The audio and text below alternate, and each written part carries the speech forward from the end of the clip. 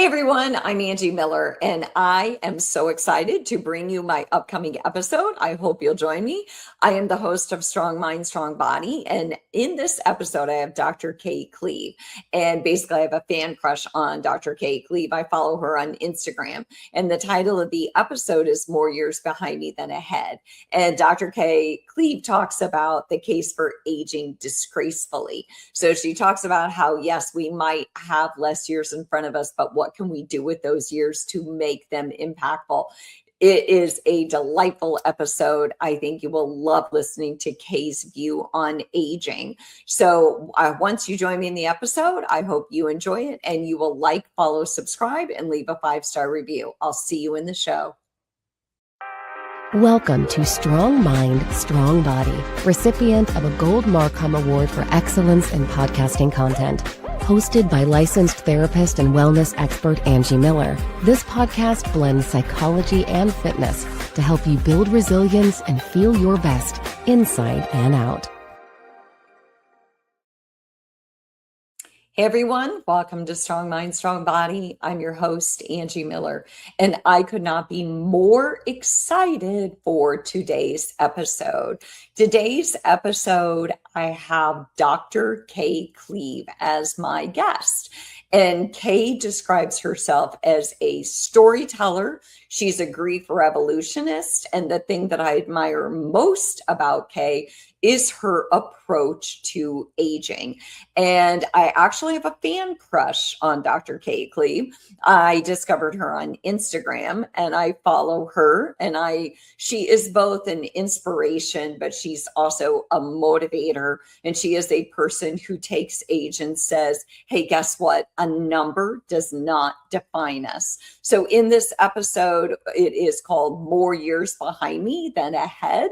And we're going to build a case for aging disgracefully. And no, I did not make that up. That is Dr. Kaye Cleave's saying. So Kaye, I'm going to bring you in and have you introduce yourself.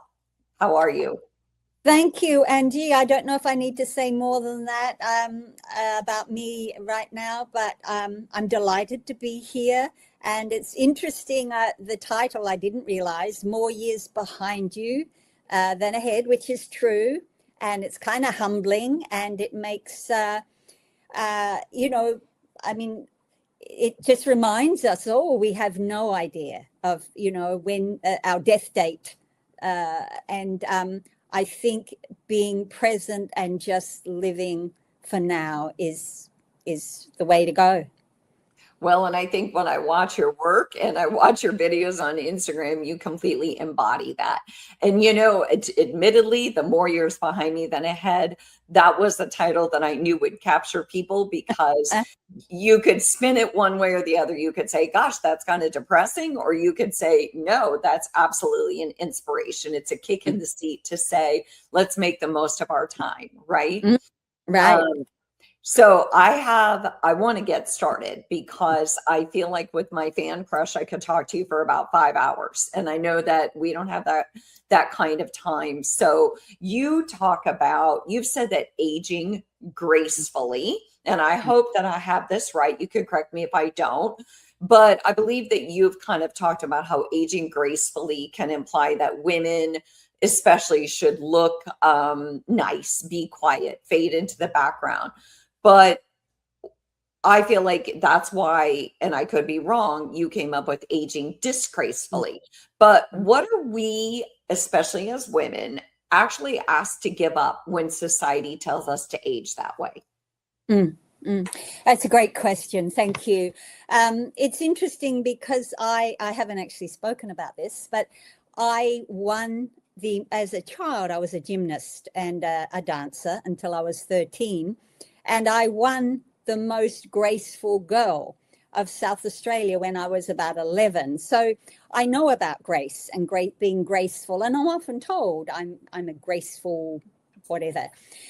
But for me, it is a word that when I was thinking about aging and aging gracefully, I think it's fine to use that term. But it did, for me, imply a particular way.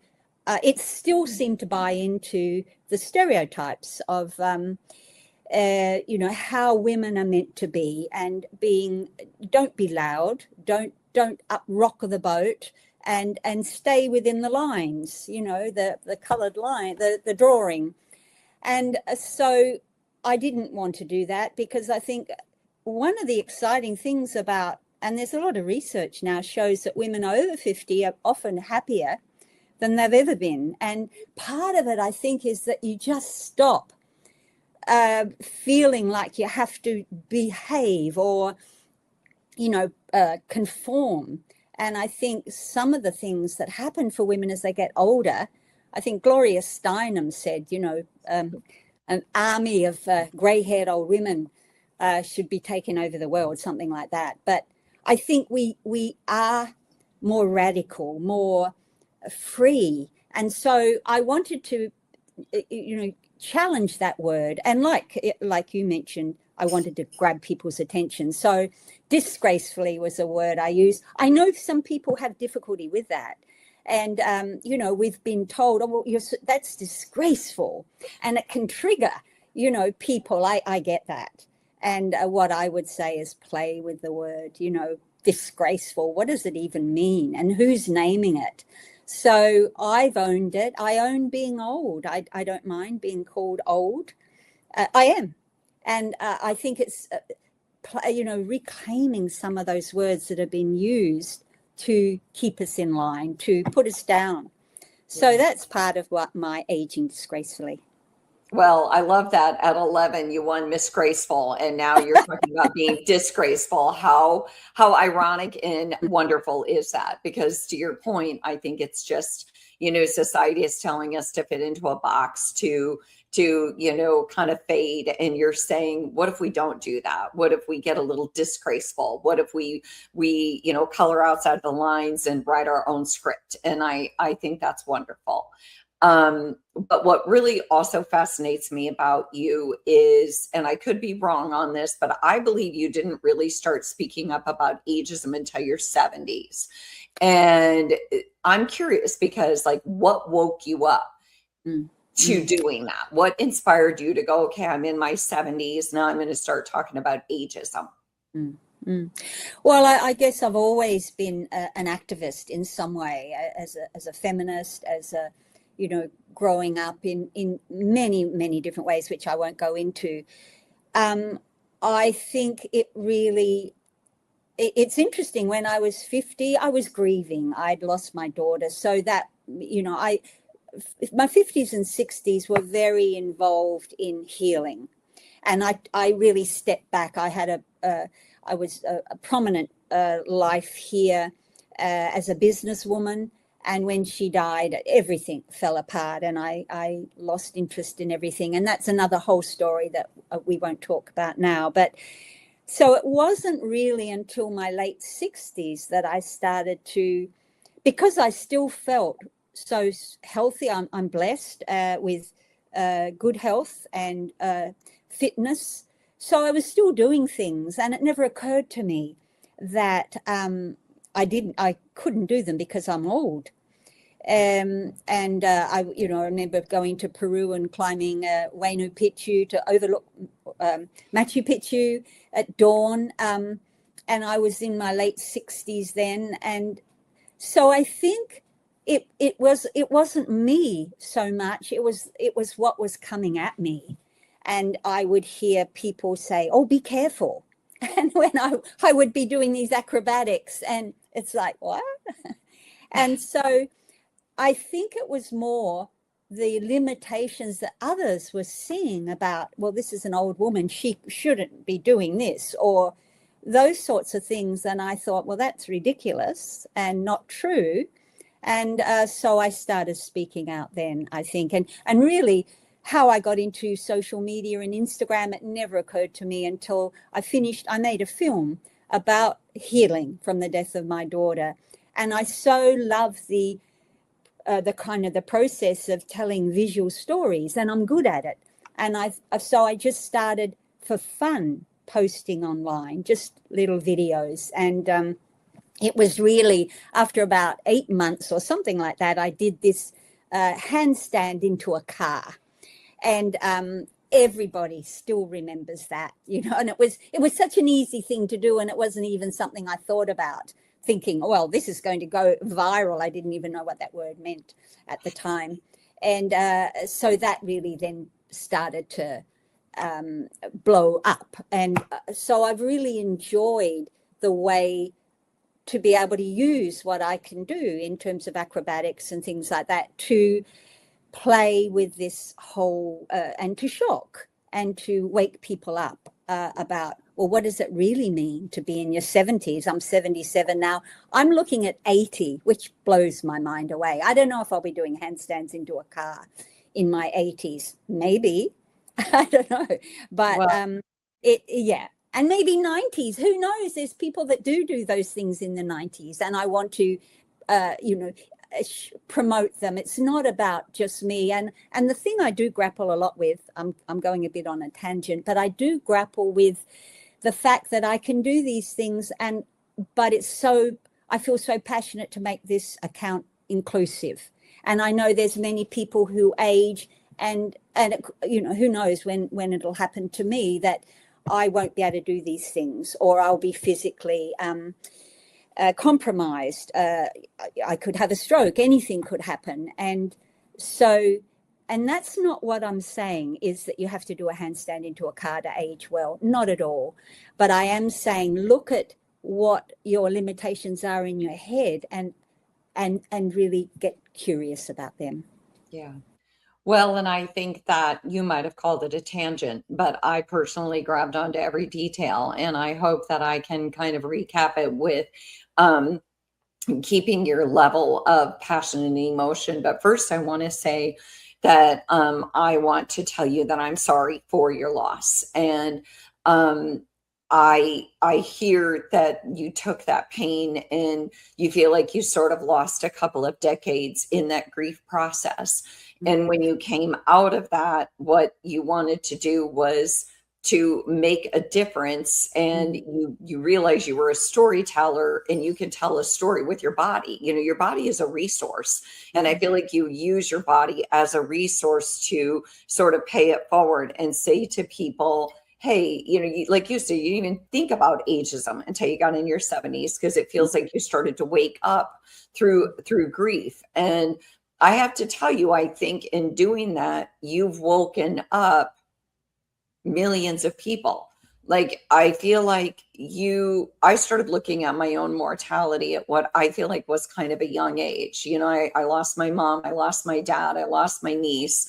I lost my grandma and grandpa at a young age. I feel like I have lost a lot of people, and I feel like I started to look at mortality pretty young, almost to the degree that I started thinking about age like I was older than I was. And I started to go into that spiral, if you will. And I still go into it. I can't act like that's a past me. That's still in me that I grapple with. And not going into the rabbit hole of, oh my gosh, I might only have this time left. I might only have this time left because this person passed at this age, and I play this quote game with myself. And so you are one of those accounts that I look to say, get out of the rabbit hole, and so I'm really glad that you explained what got you into thinking about ageism in your 70s, because heck, I was thinking about it in my 50s, and but the other thing that you talked about, like doing the handstand into the car, I saw that video, by the way, and me and everyone else, and you are one of those people who does what I believe in. Like, I just went on a big hiking trip with a bunch of people in Greece. It was a group of 8 of avid hikers who are through hikers who've spent these past decades literally hiking the globe on feet and putting in miles and miles and challenging themselves. And I did that because one of the ways that I call my own bluff on age is to make myself very uncomfortable. And so the long and the short of it is, that's what really spoke. That's how you spoke to me, is you do things that make people almost uncomfortable. And it's that disgraceful thing where you're like, oh, people say I'm too old. Well, heck, I'm going to do it more then.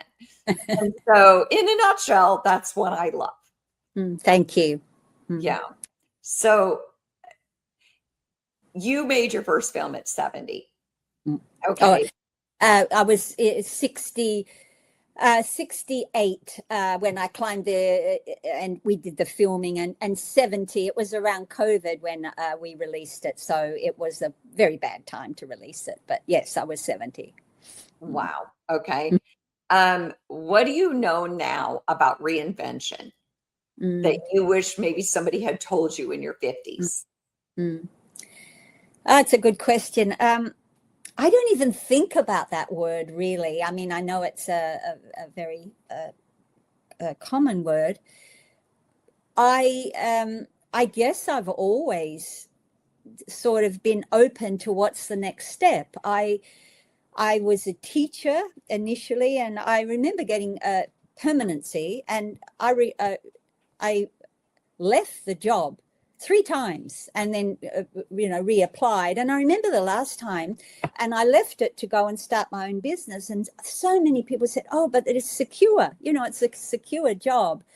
And I guess I have this the confidence to I've never clung to security like that, or I like to keep stretching myself, and I like to keep learning. And I've just been writing a piece about AI, and I'm fascinated by AI and excited. And of course, there's all the concerns about, the lack of sort of the ethics and parameters and boundaries. But I love learning, and I still do. And I get curious and excited. And I also don't mind sitting in the not knowing space.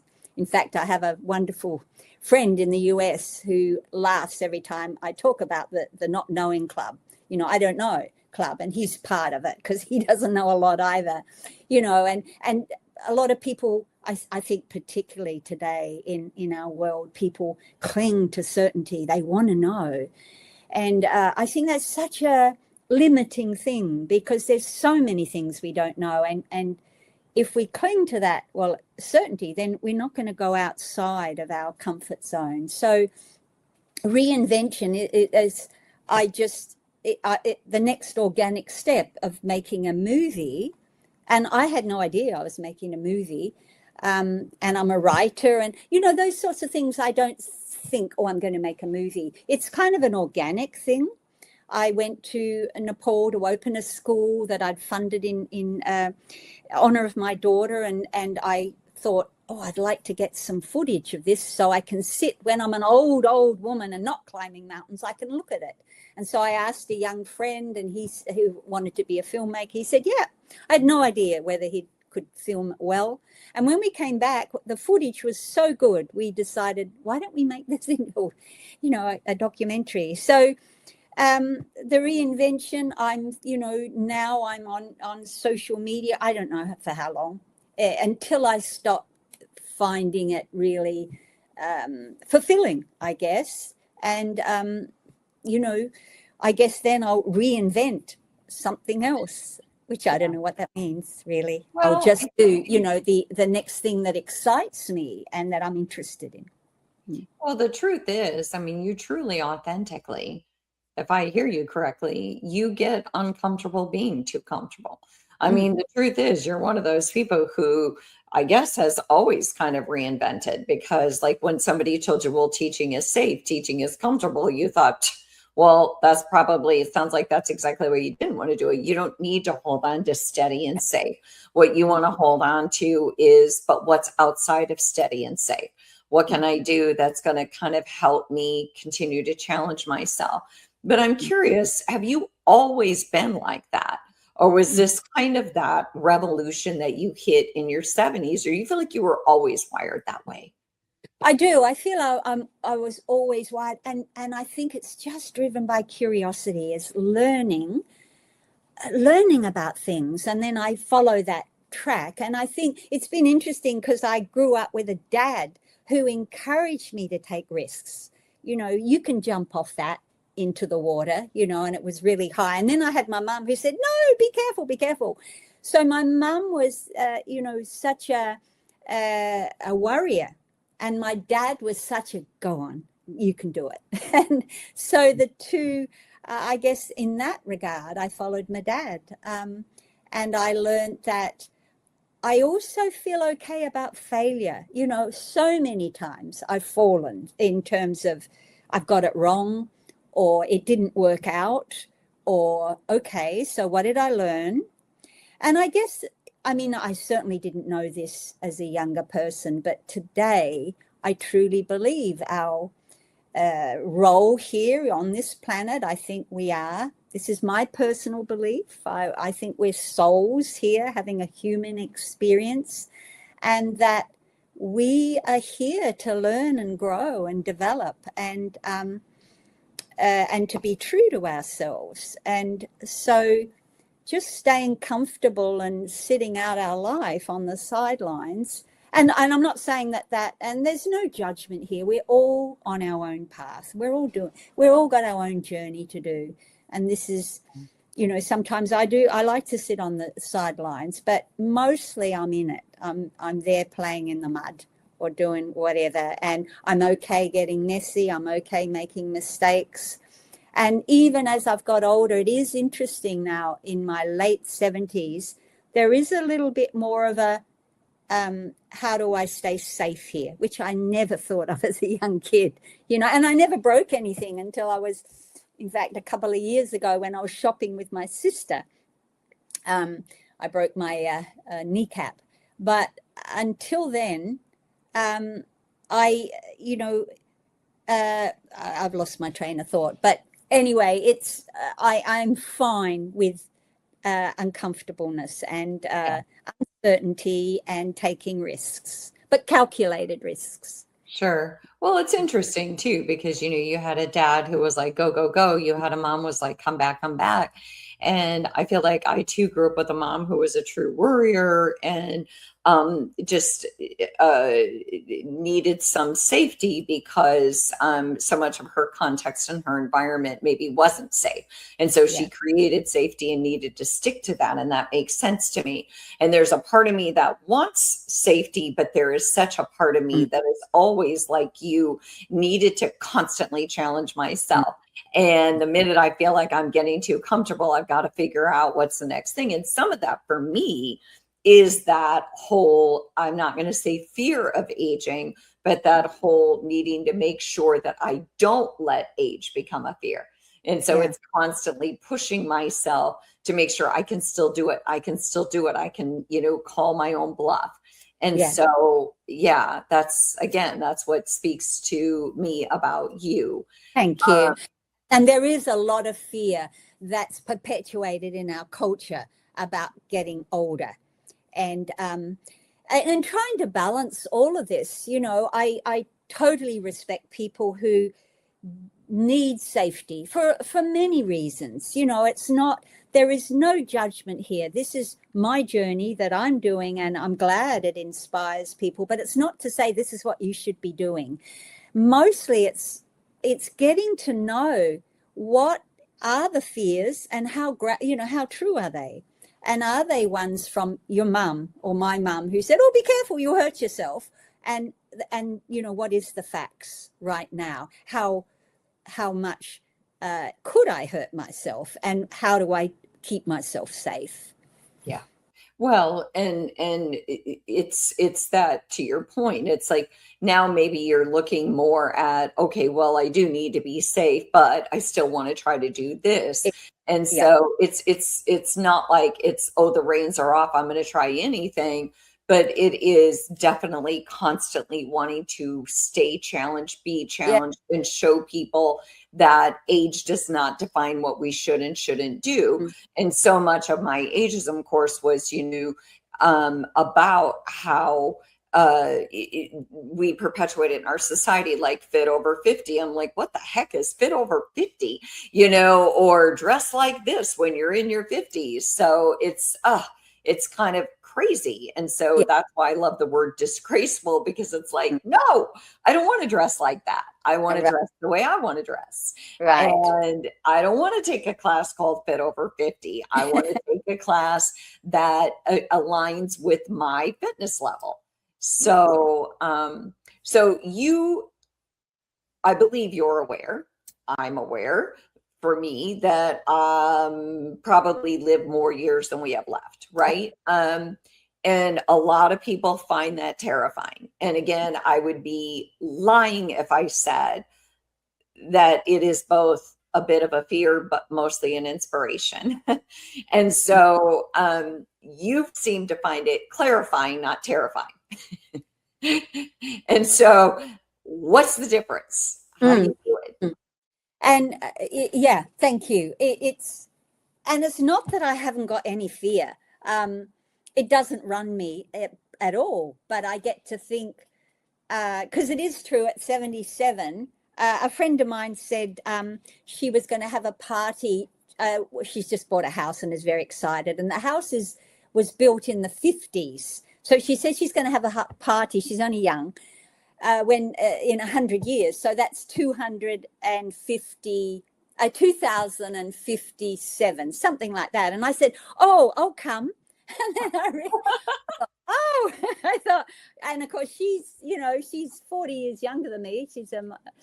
And I realized I probably won't be coming. And it was such a shock. We laughed.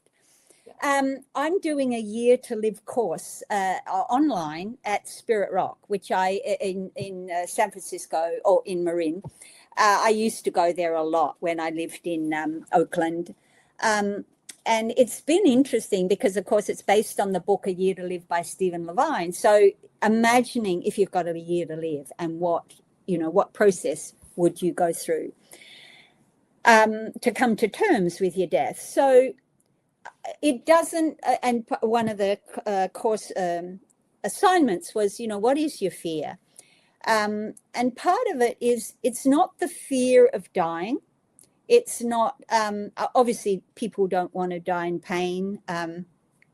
It's the fear of the unknown, which I don't have a lot of, but more it's this shock, I think, or this unbelievableness is, I'm not going to be here.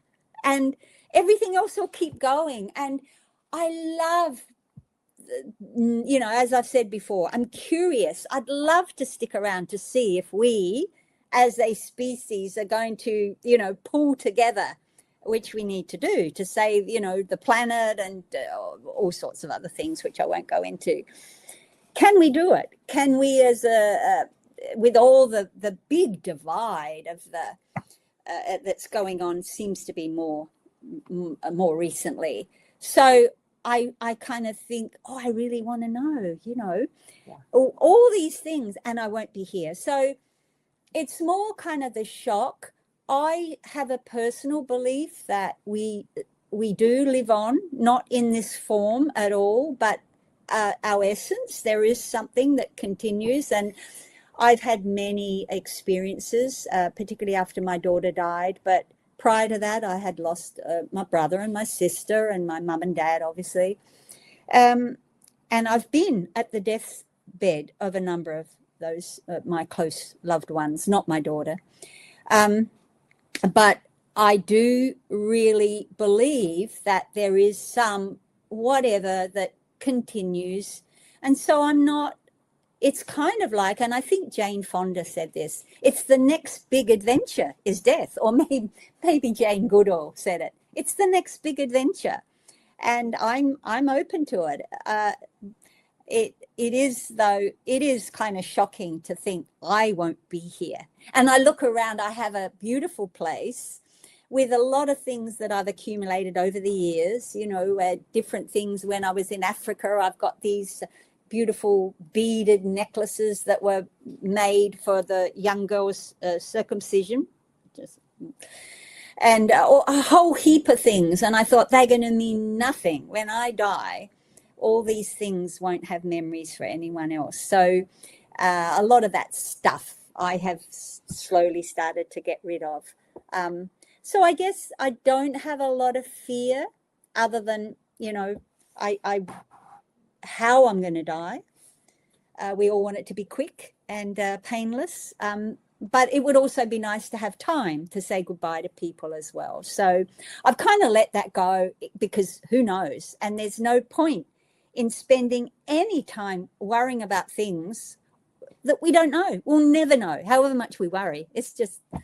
So it's more okay, that's going to be the next adventure. And the point is, it happens to everyone. It doesn't matter. It happens. It's just what it happens. Yeah, It's life. they're all going to get a wrinkle too, by the way. So, and I too find it clarifying.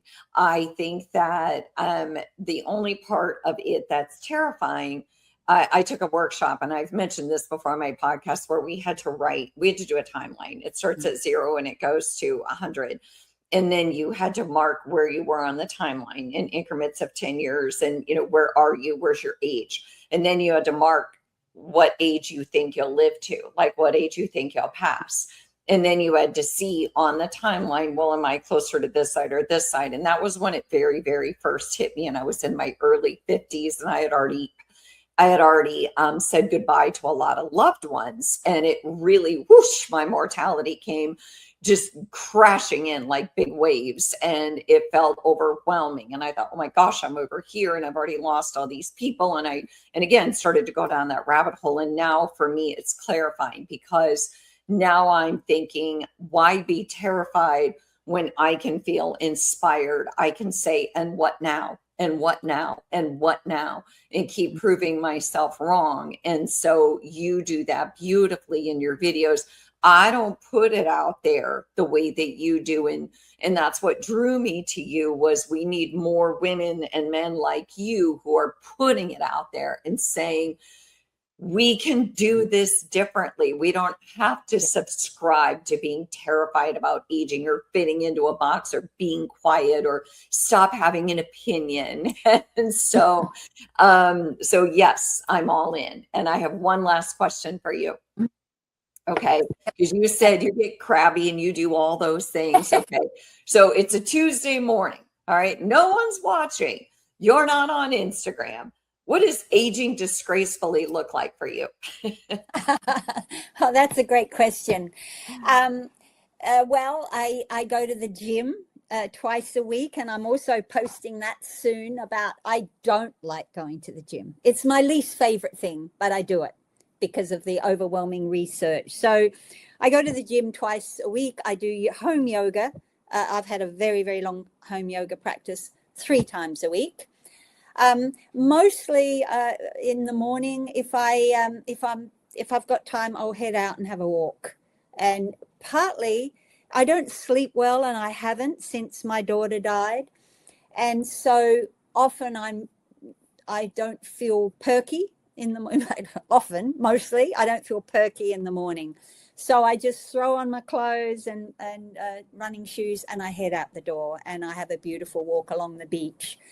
So that kind of changes my whole mood and everything. And then I come back and have a cup of tea. I have chai tea in a big mug. Sometimes if I'm feeling like I want to nurture myself, I'll have it with milk and honey or maple syrup. And, breakfast is a whole, I don't know if this is answering your question, but,